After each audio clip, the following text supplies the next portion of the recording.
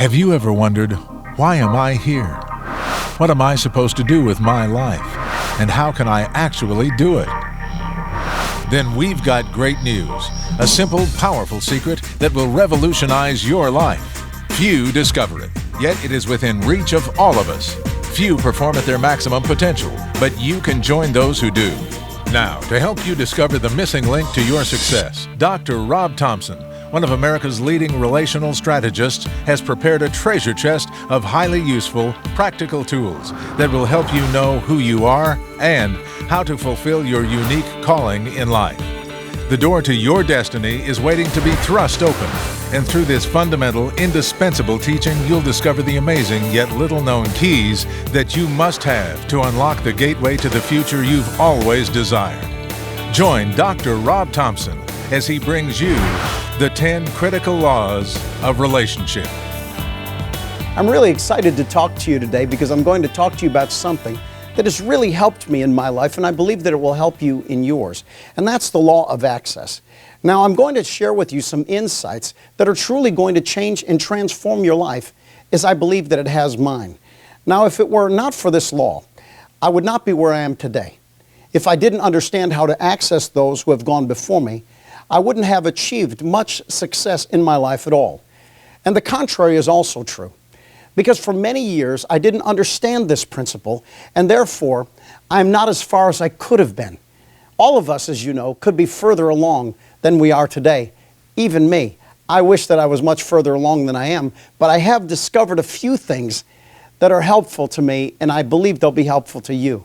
Now, learning how to access the great is paramount to your success. It's really at the pinnacle of understanding. You need to learn how to access the great in order to become successful. But you might ask me, say, well, doctor, but how do I do that? You know, well, what's the prerequisite to access the great? Well, how can I get closer to those who are going somewhere, who are really going somewhere in life? How can I get there? Now, I've asked these questions before, and I'm going to answer them and many more in today's session. Now, please remember that every relationship has rules both to enter and to remain within it. Let me say that again because you need to know it. Every relationship, there isn't anyone that's ever left out. Every relationship has rules both to enter it and to remain within it. Now, I must embrace these rules before I can expect not only to access the great, but to continue in relationship just as well. So, notice that. There's rules to enter. But isn't it interesting how that there are times when what people do is that they do enough to be able to get into a relationship, but they don't do enough to stay within a relationship. See, there are not only rules to get into a relationship, but there's also rules to remain within that relationship, and we must always remember that. Therefore, I'm excited to get into today's session and share with you these wonderful rules that'll grant you the access that you desire in your life. I'm really excited about this. Now, here's the law of access. Now that there are unspoken rules both to enter and to remain in relationship. Now that's the law. Number one is that you need to understand this in the law of access, is that you will suffer both the consequences and the rewards of those who are the closest to you. You'll suffer the consequences and the rewards. So if someone is good in my life, I'll receive the rewards. But if someone is not good in my life, then what's going to happen is that I'm going to receive the consequences.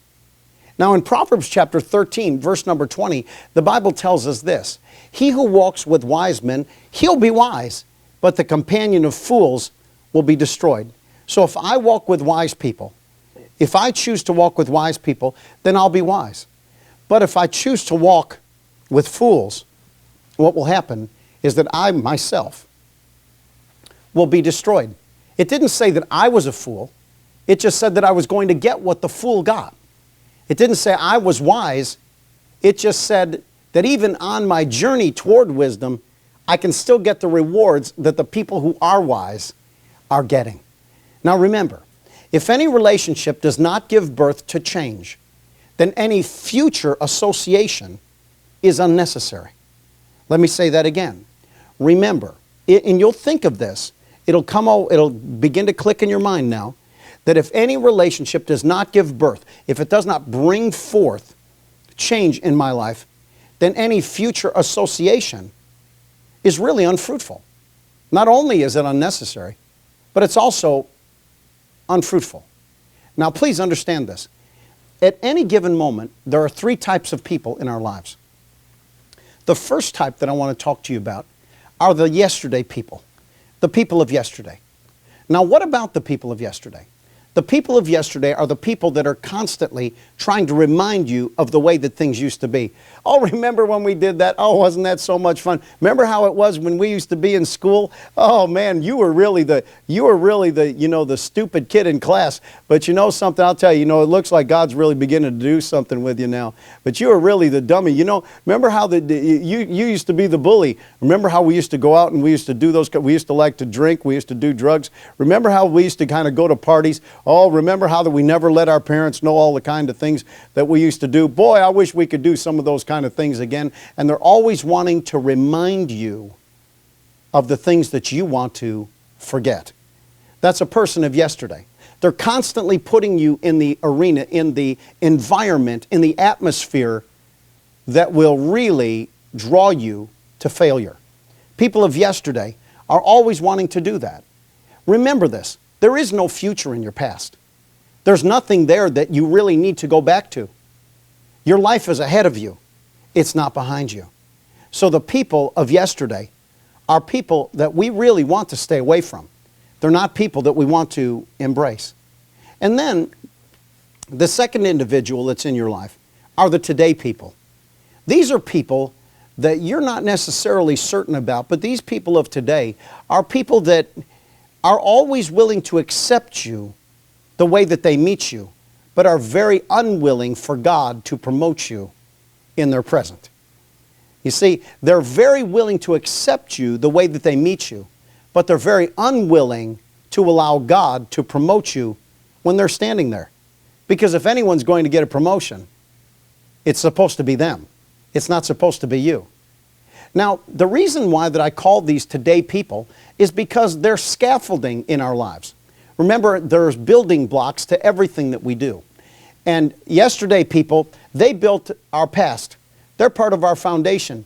And we need to go and shore up the parts of our faulty foundation. But the people of today are scaffolding. What that scaffolding does is that it helps us become what we're supposed to become. The scaffolding on the side of a skyscraper is actually the very thing that helps that skyscraper become what it needs to become. And so the people in our lives, the today people, are people that are scaffolding. But you have to beware of today people. Because today people you're uncertain about.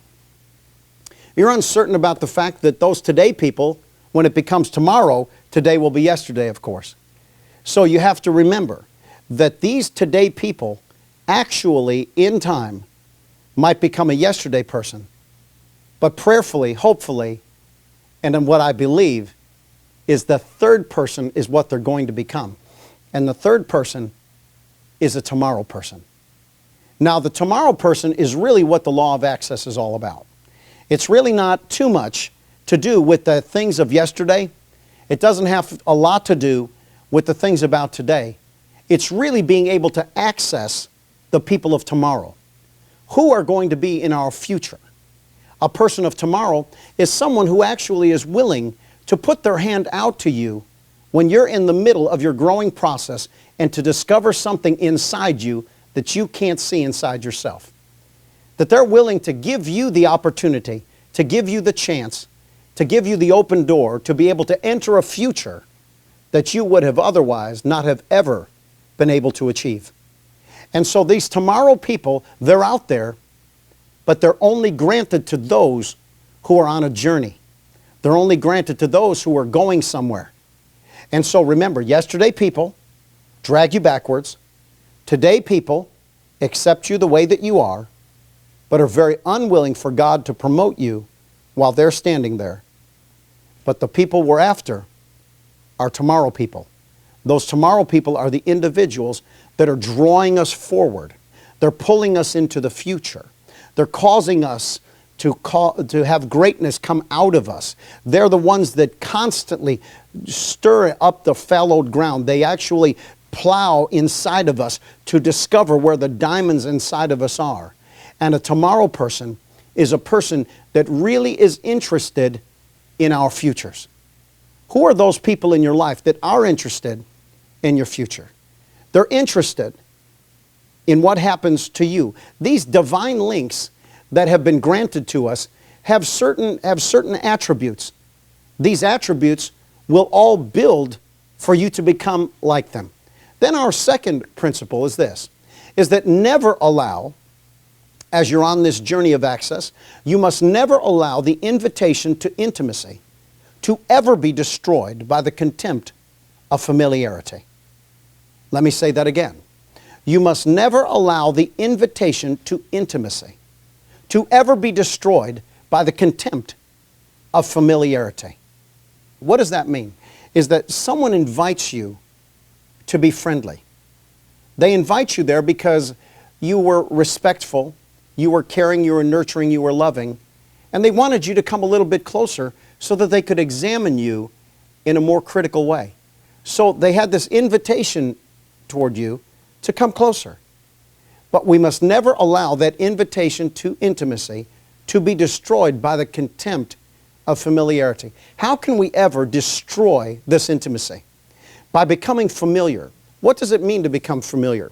Well, to become familiar is such like this, is that you would begin to go into someone's refrigerator, even if they asked you and told you that it was just fine.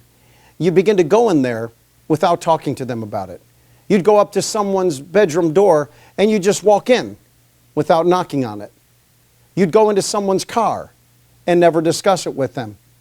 What you do is that you begin to take a relationship for granted. A young person begins to believe that, well, what's the big deal? You'll just buy a new one anyway. Kids sometimes really have the idea that they can do whatever they want to do because Dad can write a check.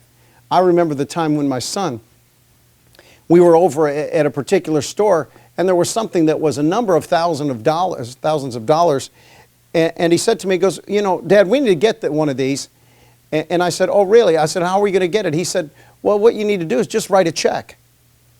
But I think the greatest example of all was the time that someone that all of us know, all of us respect, and it's just the highest level of individual, said to me, please call me by my first name.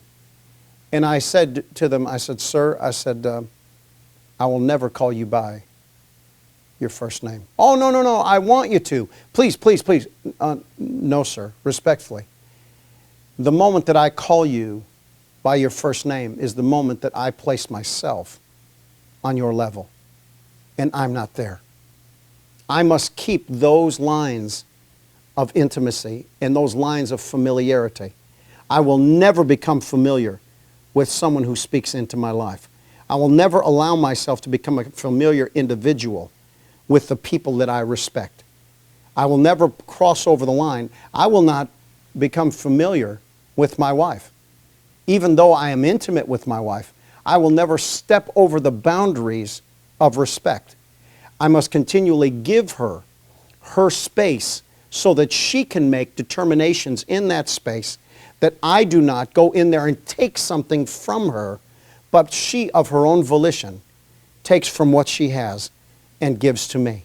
You see, Joseph was a person that would not become familiar with Potiphar's wife. Ruth would not become familiar with Boaz. Ruth didn't take for granted that she had anything with Naomi, but Naomi turned to her and said, my daughter, in chapter 3 of the book of Ruth, she said, my daughter, I must tell you something now that will enhance your future. She said, now I want to tell you about Boaz. Notice how that Orpah, even though Orpah was somewhat respectful, yet Orpah did not stay. Orpah did not hang in there. Orpah did not show herself to be a long-term, tomorrow person in the life of Naomi, and then forfeited what she was so greatly desiring, which was a future. Esther refused to become familiar with the king. She went, she fasted, she prayed for her entrance to the king, and when the king saw her, he stood at his throne. Only one other time in all of the scriptures does the Bible ever show us that a king stood at his throne, and that was when Jesus stood at the stoning of Stephen. And then you need to know that only when I have properly postured myself am I able to truly give or receive in a relationship. Only when I've properly postured myself. You think, well now, what does that mean to posture yourself? In every relationship, there are different positions. There are relationships in my life that what it is that I'm the mentor. I'm the father. I'm the teacher. There are other relationships that I'm the student. With my father, I'm a son. With my banker, I'm a depositor. With every person in your life, there is a certain posture that you must have. And when you enter every relationship or any relationship, when you enter any relationship, you will discover what that posture must be, and you don't move out of that posture. You see, as I said, on any given day, I might have to posture as an apostle, as a doctor, as a pastor, teacher, as a husband with my wife, as a leader to others, as a friend. And then, most of all, I choose to take the posture of a servant. You see, how I posture determines what I can give and what I can receive. I need to know how to posture myself, because when I posture myself, it shows me what I can do and what I must not. Because I must give other people the opportunity to fulfill the role in a relationship that God has given to them. Otherwise, I'm controlling relationships. And we must never control relationships, but allow every person to live in their place in that relationship and live out their role right before us. Now let's look at 10 keys to access tomorrow relationships. How can I access the people of tomorrow? I want to access people of tomorrow. I've been like this all day. I even say at times something that's a little funny, which is that I've been with myself all day, and really, it's time for a change. So as I go through these keys, I'm going to contrast something for you. I'm going to contrast the difference in between the protege and the mentor and their relationships and how they go. Now, well, what differentiates a true protege from a person that's a taker? You see, because it's so close, it looks on the outside that it's almost identical, but it's not. What's the difference between a protege and a taker, or what I like to call a prodigal? By that I mean a person that's a parasite. A prodigal's a parasite. He's one who's just hanging on. He's a Klingon. A person that's just there to get what they want. They're not really there to add value in the relationship. They're there to take from the relationship. And so when I talk about a prodigal, when I talk about a person that is a parasite, those are the things I'm talking about. They're a freeloader. As I said, they're a leech. That's what I really mean by it. So we need to keep in mind the difference in between a true protege, the one who is there for life, the one who's there because of relationship, the one who's more interested in the life of the mentor than what the mentor can give to them. That person is there to be able to make certain that the desires, the goals, the dreams of the mentor are fulfilled. And when their dreams are fulfilled, their dreams also become fulfilled. As a son, my dreams become fulfilled because I look to see my father's dreams fulfilled. And when his dreams are fulfilled, the inheritance that comes off of me fulfilling his dreams gives me my vision and my goal and my desire. And so understand this, that there are 10 things that actually go inside of accessing these people of tomorrow. Number one is pursuit. It's so important that a relationship, and you need to know this, that a relationship is never dependent upon the pursuit of the mentor. It is only defined by the pursuit of the protege, of the learner, of the student. What do you want to learn? Otherwise, we begin to believe that a mentor is really nothing more than a daddy or a mommy that's disciplining a child so that they can begin to mature and grow up. So our principle for pursuit is this, is that you will never possess that which you are unwilling to pursue. Unless I'm willing to go after my mentors, unless I'm willing to keep my relationships up, unless I'm actually willing to go after the things in relationship that I want, I'll never possess them. I'll be waiting here another year, another 5 years, another 10 years, and I'll never achieve my goals. I must be the one who does the pursuing. I'm not expecting my mentor to do the pursuing to me. You see, a prodigal wants what the mentor has, but a protege wants to become what the mentor is. You see, a protege makes it his aim to pursue his mentor. That's my desire. My desire is to pursue the mentors of my life. Now, you need to know what your mentor knows, not the other way around. You need to know that I need to know what my mentor understands about certain things. I'm not interested in being able to teach him. There are times in relationship when you get together with someone, you'll recognize that you're there to be able to learn. Then you maybe go right from that meeting to another meeting, and you're there to teach. You'll have one student that you're teaching down into, but then you'll go to a teacher and you become the student. And so I'm not a teacher in every relationship. There are many times in life when I'm a student. You see, remember this, is that the protege does not need to tell the mentor what he knows. The protege needs to learn what the mentor knows. You see, Elisha pursued Elijah. Elijah told him in 2 Kings chapter 2, he said, now look, he said, it doesn't matter. He said, well, how about if what I do is I go back and have dinner with my family and tell them all, that I'm going to be leaving. And Elijah said, I don't care. You can just go back there and you can do whatever you want to do. Because as far as I'm concerned, I'm just going to move on. And then Elisha said, no, wait a minute. No, that's wrong. That's wrong. I'm coming with you. And so he just left the oxen, he left the plows, and he walked and he followed after Elijah. And Elijah threw his mantle upon him. Ruth pursued Naomi. If you remember the very, very famous Bible verse that where the husbands were all dead. Orpah's husband was dead. Ruth's husband was dead. Naomi's husband was dead. And Ruth and Naomi were given the opportunity to leave. Ruth and Orpah were given the opportunity to leave. And Naomi said this. She said, look, you two, you go. I could never give you another son. I could never give you another man for you to be married to. How could you wait another 20 years to be married?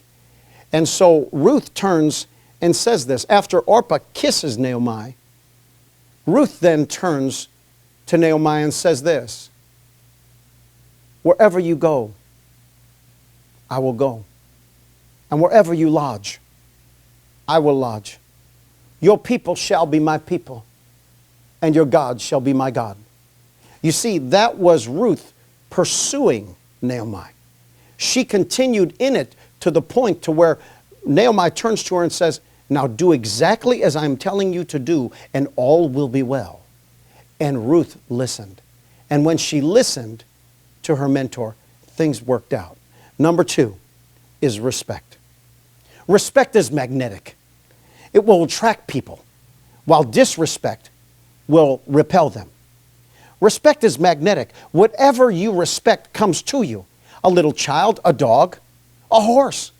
Whatever you respect, it will come to you. You respect money, and money will come to you. People say, well, I don't care about money. Those are only the people that don't have any. Someone doesn't respect money, they don't have any. A person who respects money is able to put money away. He's able to save money. He's able to allot out the money that he needs to allot out. But what he does is he respects it. He doesn't just think that it is of no consequence. He realizes that it is the gateway to the future that he desires. So respect is magnetic. It will attract people or things, while disrespect will push them away. Now, a prodigal respects with his words, while a protege respects with his heart. You see, a protege lets his actions be the spokesperson of his heart. You see, respect opens the door to access. Respect opens the door. Respect. When I respect my mentors, it opens doors for me. People say, oh, come. I remember in the 1992 presidential prayer breakfast, I had someone who is probably the most important person in my life say to me, he said these words, he said, follow me and keep your mouth shut. And I said, "Yes, sir." And he went up to a very, very famous man. When I got in front of this man, I was dumbfounded. I couldn't believe my eyes of the person who was standing in front of me. And this person whom I respect said to this very famous man, he said, "If this man wants you to do anything for him, I want you to do it." And this man turns and says, "Okay, I will." And he said, "It was nice to see you again." And he turns to me and says, "Let's go." He said, "Follow me, say nothing." And I couldn't believe it, that he was able to say those words to someone. And I respected his words. I didn't fumble over my words and begin to try a conversation with this person. He didn't want me at that time talking in the relationship. What he wanted me to do is he wanted me to listen. He wanted me to follow. And when he did, it was a turning point in my life. You see, when Esther was to go in to see the king, Esther told Mordecai, she said, "I can't go in to see the king, because if I go in there when he does not want me to go in there, what he'll do is that he could have me killed." And Mordecai said, "Well, if you don't go in there, all of Israel will be killed." And so she said, "Well, let's fast, and you have all of Israel fast." And they fasted for 3 days, and then Esther said, "I will go in." Because Mordecai said, "Maybe God called you to the kingdom for such a time as this." When Esther went into the king stood at his throne. She said, "King, if I have pleased you, and if I have found favor in your eyes." Pleasing is a past tense. It's not that all of a sudden I want to be good to my mentor at this moment so that I can get what I want. Oh no, I've desired to be pleasing all the time. I've respected them all the time, which was what opened the door for him to stand. And then when he stood, he said to her, "You ask me anything, and I will give you up to half my entire kingdom." You see, respect gains access. Now, our next point there is honor. Honor is so important. Honor is the gate through which all godly relationships enter. Honor. Honor. Honoring someone. The Hebrew word for honor is kabed. Kabed, it gives us a picture of weightiness. What you're doing is you're placing upon a person the great weight of all of you and who you are, your importance, your worth, and how important they are, their worth, their significance to you and to some other issue. You see, they're significant. I honor them. I honored Mother Teresa. I honored Oral Roberts. I honored Billy Graham. I honored Robert Schuller. I honor the President of the United States. I honor those that have authority over me. See, even Esther did that. In Esther chapter 6, verse 3, it says, "Then the king said, 'What honor or dignity has been bestowed upon Mordecai for this?' Because it was found that Mordecai had actually been the one that had saved the king's life, but nothing had been done for him. And God woke him up in the middle of the night and told him, 'Nothing has been done for this man.' So Haman came in, and when he came in, the king asked him, 'What shall be done for the man to whom the king delights to honor?' Now Haman thought in his heart, 'Well, whom would the king delight to honor more than me?' And Haman answered the king, said, 'For whom the man or whom the king will delight to honor, then let this robe be on the horse to be delivered to the hand of one of the king's most noble princes, that he may array the man whom the king delights to honor. Then parade him on horseback through the square, and proclaim before him, Thus shall it be done to the man whom the king delights to honor.' So Haman took the robe and the horse, and he arrayed Mordecai and led him on horseback through the city square and proclaimed before him, Thus shall it be done to the man whom the king delights to honor." You see, in 1 Peter chapter 3, verse number 7, he said, "Husbands likewise, dwell with them according to knowledge, giving honor unto the wife, as unto the weaker vessel." Now, when I honor my wife, it doesn't mean that I put her in a place where I'm actually making her the authority of my home, because God gave that to me. But I'm honoring her because I want to know what will make her to become everything God wants her to be. And I will not be the person that stands in her way of that. Then number 4 is attitude. attitude. The greatest power that gratitude possesses is in its inability to remain hidden. Gratitude. Now, in Luke chapter 7, verses 37 through 50, it gives us the story of the young lady with the alabaster box. How what she had done was that she had broken the alabaster box because she was so grateful for what God had done for her, for what Jesus had been to her, that she broke the alabaster box, that she walked right by every religious person, and when she walked by these people, she came down and she fell before Jesus, and she began to wash his feet with her tears, and she dried them with her hair, and she broke the alabaster box and began to anoint him. And everyone tells him, listen, if you would have known who this girl was, you certainly wouldn't have allowed her to do this. But yet, Jesus said that because what this girl has done in showing gratitude, wherever the gospel is preached, it shall be preached concerning her. Number 5, attention. A true servant gladly abandons all personal pleasure in order to become a tool in the hand of the one he serves. If I want to gain access to the great, I must become a tool in their hand. If I'm looking to become that tool, I must be ready to become what they need me to be. Not just so that they're in a box so that I can pull them out whenever I need them to become what I need them to become, in giving me affirmation, or speaking good things to me, or doing something for me, or giving something to me, or calling someone for me. No. On the other hand, I've become a tool in the hand of those whom I serve. You see, Elisha followed Elijah. And then Elijah was taken to heaven. And the mantle of Elijah fell upon Elisha. What is it, friends? No matter where Elijah went, he said, stay here. Elisha said, no, no, no. As the Lord lives and as you live, I will never leave you. And then finally, it comes to the end when Elisha was taken up. Because Elijah told him, I don't know if you're going to get my mantle.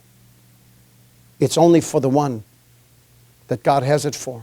He said, but if you see me when I'm gone, then you know that you have it.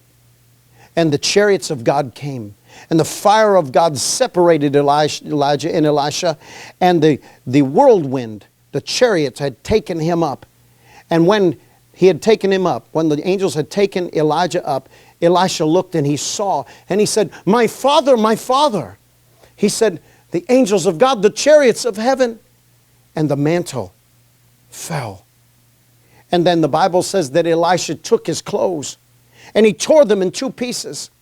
And he put on Elijah's mantle. He's standing there naked, and he put on Elijah's mantle and said, now where is the Lord God of Elijah? And he smote the river, and it broke in 2. The river split, the same as it split as the Red Sea had split for Moses. You see, a prodigal, one that's in it for himself, is interested in the details of his own life, while a protege is interested in the detail of another's. You see, immediate attention to detail will get you the attention of the one that you seek to please. As I close, please remember the law of access. Access. Remember that there are unspoken rules both to enter and to remain in relationship. Now, these qualities extend into all of the character issues of life and will dictate whether or not that you'll be given entrance to the lives of those who can change your future. Today, I just gave you 5 of the 10 ways to access the people of tomorrow. In the next session, I'll discuss with you the other ways of accessing the great and how to remain in each of these relationships. I'll speak with you soon. In this session of the 10 critical laws of relationship, Dr. Thompson revealed law number 2, the law of access. There are unspoken rules both to enter and to remain in relationship. Within this law, we must understand 3 vital principles to succeed in our relationships. Number 1, you will suffer both the consequences and the rewards of those who are closest to you. Number 2, never allow the invitation of intimacy to be destroyed by the contempt of familiarity. Number 3, only when I have properly postured myself am I able to truly give or receive in relationship. Dr. Thompson also revealed 5 of the 10 keys to access tomorrow relationships. Number 1, Pursuit. You will never possess that which you are unwilling to pursue. Number 2, respect. Respect is magnetic. It will attract people while disrespect will repel them. Number 3, honor. Honor is the gate through which all godly relationships enter. Number 4, attitude. The greatest power gratitude possesses is its inability to remain hidden. And number 5, attention. A true servant gladly abandons all personal pleasure in order to become a tool in the hand of the one he serves. Dr. Thompson encourages you to learn these principles, practice them, and use them to unlock the door to your life's purpose and successful future. And remember, the single most important factor defining your future is the relationships you embrace.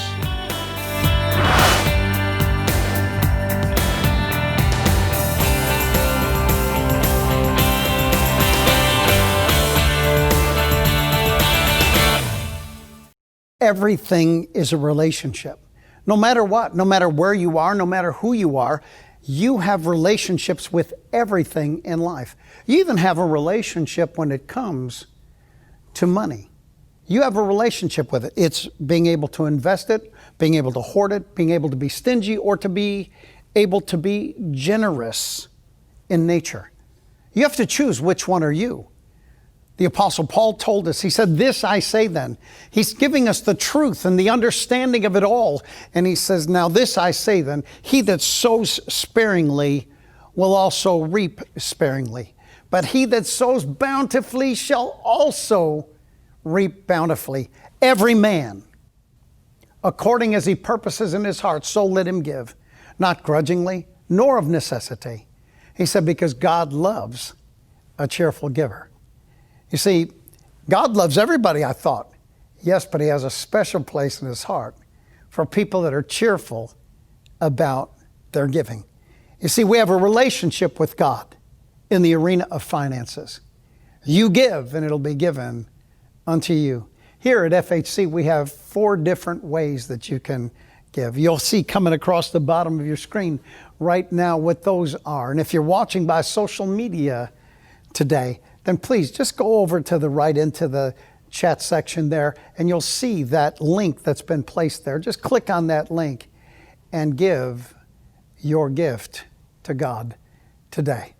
And until next time, just remember, Jesus is Lord.